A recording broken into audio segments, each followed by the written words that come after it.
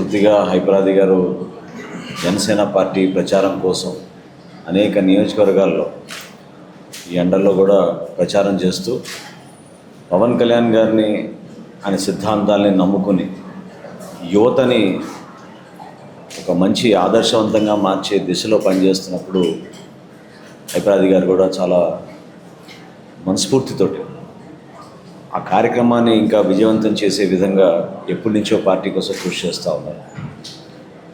ఒక యూత్ ఐకాన్గా జనసేన పార్టీలో కూడా యువతకు సంబంధించి అనేక కార్యక్రమాల్లో ఆయన పాల్గొనడం, పవన్ కళ్యాణ్ గారు వేసే ప్రతి అడుగులో కూడా మేమందరం ఆలోచించేది మన భవిష్యత్తు కోసమే.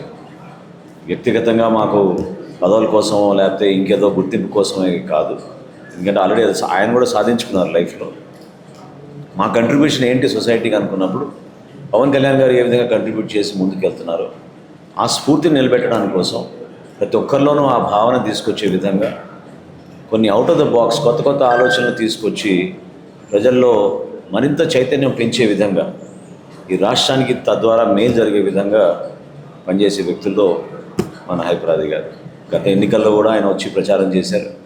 మరొకసారి తెనాలికి విచ్చేసినందుకు మనస్ఫూర్తిగా నేను ధన్యవాదాలు తెలుపుతూ జనసేన పార్టీ కార్యకర్తలు, నాయకులు, వీర మహిళలు, మా జన సైనికులు ఆయన ఎంతో ఆదరిస్తారు.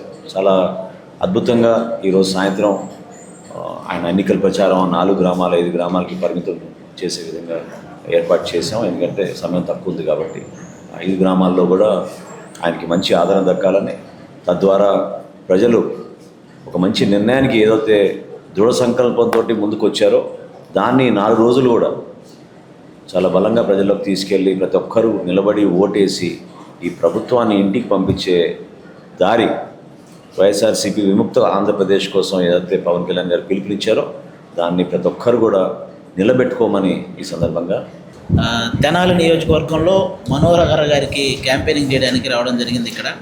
ఇక్కడ ఆల్మోస్ట్ తెనాలి నియోజకవర్గంలో మనోహర్ గారిని భారీ మెజారిటీతో గెలిపించడానికి అందరూ సిద్ధంగా ఉన్నారు. ఎందుకంటే ఇక్కడ తెనాల్లో స్టిల్ ఇప్పటికీ నాదెళ్ల మనోహర్ గారు ఏదైతే అభివృద్ధి చేశారో ఆయన పరిపాలించే టైంలో, ఆయన ఇక్కడ ఈ తెనాలి నియోజకవర్గానికి ఎమ్మెల్యేగా చేసిన టైంలో ఏదైతే అభివృద్ధి చేశారో ఆ అభివృద్ధి ఉంది తప్ప ఆ తర్వాత ఇక్కడ ఎటువంటి అభివృద్ధి జరగలేదు. కాబట్టి అందరూ కూడా ఈసారి కూటమి తరపున నిలబడ్డ మనోహర్ గారిని భారీ మెజార్టీతో గెలిపించడానికి సిద్ధంగా ఉన్నారు. నాకు తెలిసి ఈ సరౌండింగ్స్లో ఈసారి తెనాల్లోనే హయ్యెస్ట్ మెజార్టీ రాబోతుంది అన్నది తెలుస్తుంది. జనసేన పార్టీ అనేది ఆవిర్భావం జరిగినప్పటి నుంచి కూడా ఎప్పుడైతే మనోహర్ గారు ఇందులో వచ్చారో అప్పటి నుంచి కూడా మనోహర్ గారితో పరిచయం ఉంది. ఈవెన్ నేను 2019లో కూడా తెనాలి ప్రచారం చేయడానికి రావడం జరిగింది.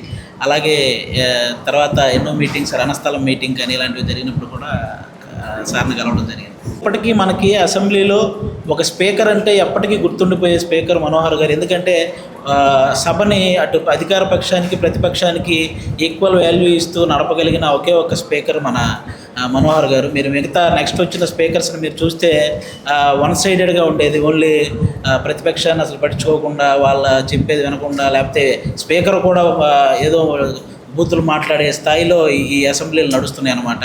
కాబట్టి మనం ఎప్పటికీ స్టిల్ ఇంకా ఒక మంచి స్పీకర్ అంటే మనకి వెంటనే గుర్తొచ్చేది మనోహర్ గారు. మరి అలాంటి వ్యక్తిని గెలిపించుకుంటే ఇక్కడ అంటే నియోజకవర్గం ఒక చదువుకున్న వ్యక్తి గెలిస్తే ఎంత అభివృద్ధి చెందుతుంది అనేది మనం ఆలోచించాలన్నమాట.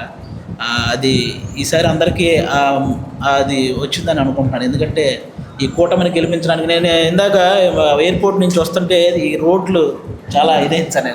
అంటే పొరపాటున ఒక ప్రెగ్నెంట్ లేడీ కనుక ఆటోలో ఆవిడ ఈ రోడ్ల మీద ప్రయాణిస్తే హాస్పిటల్కి వెళ్ళకముందే ప్రసవం అయింది ఆటోలో, అలా ఉన్నాయి రోడ్లు. కాబట్టి ఇలాంటి రోడ్లు మారాలన్నా లేకపోతే జనాల్లో అన్ని రకాలుగా అభివృద్ధి జరగాలన్నా కూడా మనోహర్ గారు లాంటి వ్యక్తి ఖచ్చితంగా గెలవాలి. అది ఈసారి జనాలు దానికి రెడీగా ఉన్నారు. ఎక్కడికి వెళ్ళినా సరే ఆటోమేటిక్గా ముందే చెప్పేస్తున్నారు, మీరు రానక్కర్లేదండి, ఈసారి కూటమిని గెలిపించడానికే సిద్ధంగా ఉన్నారని. ఏ నియోజకవర్గానికి వెళ్ళినా ఆ ప్రభుత్వ వ్యతిరేకత అంతుందన్నమాట.